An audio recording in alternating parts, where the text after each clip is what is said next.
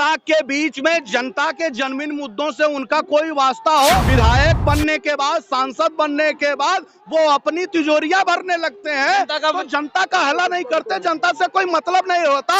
कौन सा विकास, कौन सी गारंटी? गारंटी है हिंदू मुसलमान करके दंगा भड़काने की गारंटी, अगड़ा पिछड़ा करके एक दूसरे से लड़ाने की गारंटी। तो तमाम जो यहाँ लोग इकट्ठा हुए हैं, सहारा कहा जा रहा है, सहारा में निवेश किया था, लोगों को बहुत नुकसान हो गया। कहाँ से आए हैं, कितने लोग हैं आप? देखिए यहाँ पूरे अपना देश, परिचय देते। मैं ऑल इंडिया जन आंदोलन संघर्ष न्याय मोर्चा का राष्ट्रीय अध्यक्ष अभयदेव शुक्ला हूँ। आप बात करते हैं यहाँ कौन लोग आए हैं, देश के कोई हिस्से बाकी नहीं है जहाँ से उत्तर प्रदेश, छत्तीसगढ़, मध्य प्रदेश, राजस्थान, तेलंगाना, आपका लिए आसाम, मध्य प्रदेश, कोई ऐसा राज्य नहीं, 22-23 राज्य है जहाँ से लोग उनके प्रतिनिधि अपनी बात रखने के लिए आए नहीं हो। रही बात की, ये बात एक दिन से नहीं उठा रहे, ये बात विगत 4 सालों से हम लोग कह रहे हैं और लगभग बात से 12 साल से देश के पीड़ित निवेशक और कार्यकर्ता तिल तिल के मर रहे हैं। 3 से 4 हजार लोगों ने अभी तक आत्महत्याएं कर ली। अभी 4 लोगों की मौत की खबर कल शाम से लेके अब तक आई है। गाजीपुर में एक साथी ने आत्महत्या कर लिया, अभी एक मध्य प्रदेश के साथी की हत्या, डेथ हो गई। कुछ साथियों की और जो सूचनाएं हैं वो उसकी लिस्टिंग करेंगे। 4 लोगों की तो आज ही, कल से लेके आज तक की सूचना मिल के आई। कितने दिन तक देश की सरकार सहारा प्रबंधन तंत्र के लोगों को बचाएगी और कितनी जाने लेगी?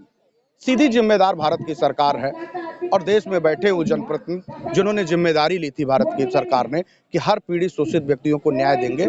मुझे नहीं लगता है कि भारत का संविधान में बैठे, संवैधानिक पदों पर बैठे लोग अपने पदों का दायित्व का निर्वहन कर रहे हैं। जनता गरीब है, न्याय की उम्मीद कर रही है और बैठ के देश में संसद भवन में तमाम भ्रष्टाचारियों को मदद करते तमाम सांसद विधायक, यहाँ के देश के रक्षा मंत्री से लेकर गृह मंत्री और प्रधानमंत्री तक सब संलिप्त है। तो इसमें ये बताइए, तमाम जो ये सहारा में पैसा लगाया था वो बहुत ग्रास रूट का व्यक्ति बताया जा रहा है कि किसी ने 10 रुपए 20 रुपए पे चिट फंड और तमाम इस तरह की चीजें करी गई थी सहारा में। अब सालों से आप लोग मशक्कत कर रहे हैं, बहुत बड़ा एक तादाद है, संख्या है जिनके पैसे डूबते हुए नजर आ रहे हैं इस समय। तो सरकार, आपने कोई आश्वासन दिया है सरकार ने? क्योंकि जनता से वोट मिलता है, सरकार वोट के इशारों पे चलती है। क्या 24 के चुनावों में ये एजेंडा हो सकता है? देखिए, सरकार आश्वासन देखते हुए, आश्वासन का समय कब बताऊं? जब उनका चुनाव का समय आता है, अगर हमारे लोग थोड़े से बोलते हैं या लड़ते हुए दिखते हैं तो सरकार ये आश्वासन देती नजर आती है कि देश के निवेशकों के पैसे का भुगतान ढोल बजा के करती है। देती कुछ नहीं है। 9 महीने में एक बच्चा अपने माँ के पेट से जन्म ले लेता है, लेकिन केंद्रीय रजिस्ट्रार सोसाइटी द्वारा सॉलिसिटर जनरल भेज करके देश के गृह मंत्री के बड़े बयान अखबारों में आते हों 5,000 करोड़ रुपए देने के लिए, और माननीय सुप्रीम कोर्ट दिशा निर्देशित करती है। मैं ये पूछ रहा हूँ, भारत में कोई संवैधानिक व्यवस्था है भी कि नहीं, न्याय है भी कि नहीं? देश की सुप्रीम कोर्ट ने कहा कि देश में 5,000 करोड़ रुपए देश के निवेशकों के लिए बांटे जाए और बांट करके सूचित किया जाए। कंडम आप कोर्ट नहीं मानेंगे हम इसको? क्या भारत की सरकार सुप्रीम कोर्ट की अवहेलना नहीं कर रही है? उनके लोग स्वयं सुप्रीम कोर्ट ने 2 वकील, बड़े वकील और एक रिटायर्ड जज को माननीय सुप्रीम कोर्ट के दिशा निर्देशन में इस पैसे के बंटवारे के लिए, दिशा निर्देशन के लिए कि इनका पैसा कैसे बटे, उनके पैसे तनख्वाह उसी में से जाते हैं, मिल जाते हैं, लेकिन 10,000 रुपए भी आज वापस हो रहे हैं, अंतिम क्षणों में है, सहारा से भी एस्क्रो अकाउंट में जाने वाले हैं। ये भारत की सरकार नहीं बांट पाती है। क्या यह कंडम आप कोर्ट नहीं है? तो सर ये भी जानना चाहेंगे, जैसे तमाम बड़े बड़े जो बिजनेस टाइकून्स हैं, उनके लाखों हजारों करोड़ रुपए माफ हो जाते हैं, सरकार उनके ऊपर अपनी दया दृष्टि दिखाती है और जो जनता है उसके ऊपर कोई ध्यान नहीं है।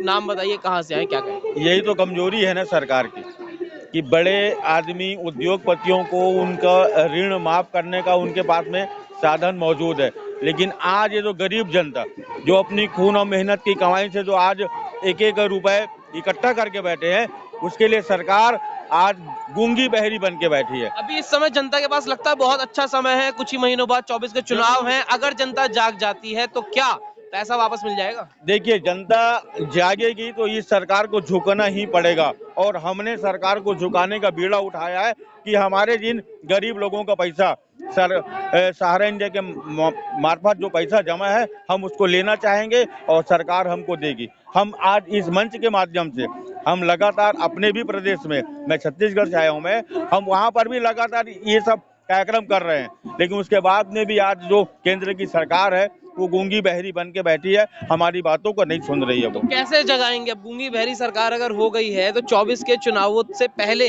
कैसे जगाएंगे? देखिए, हमारा एकमात्र माध्यम है कि हम अपनी बातों को लेकर के हम धरने में बैठे हैं और हम अपना काम कर रहे हैं। सरकार को सुनना पड़ेगा, क्या करना है वो सरकार जाने, हम अपना काम करते रहेंगे। सरकार तो सांसदों की नहीं सुन रही है, 146 सांसद भी हटा दिए, तो जनता ही कैसे सुनेगी? सुनना पड़ेगा उनको, आज नहीं तो कल उनको सुनना पड़ेगा। सांसद उसी लायक हैं, उनको संसद में भेज करके उनके क्षेत्र की जनता ने शायद गलत निर्णय लिया था। उनके पास इतना कलेजा नहीं है कि वो लोकतंत्र को बचा सके।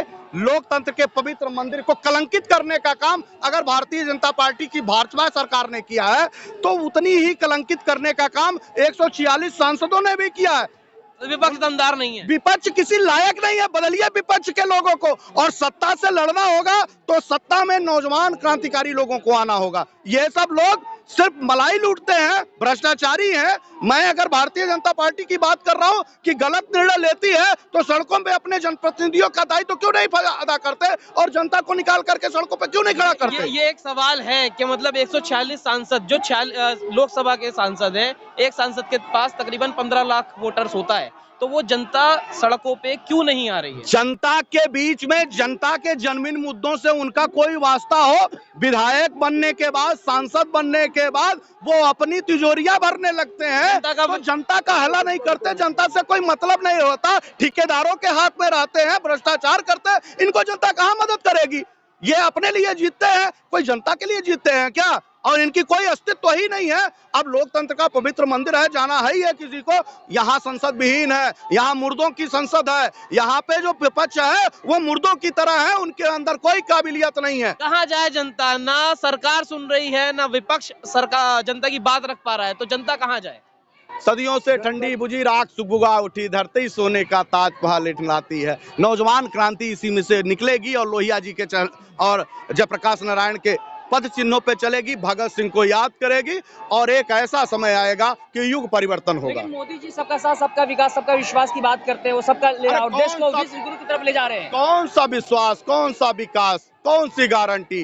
गारंटी है हिंदू मुसलमान करके दंगा भड़काने की गारंटी, अगड़ा पिछड़ा करके एक दूसरे से लड़ाने की गारंटी।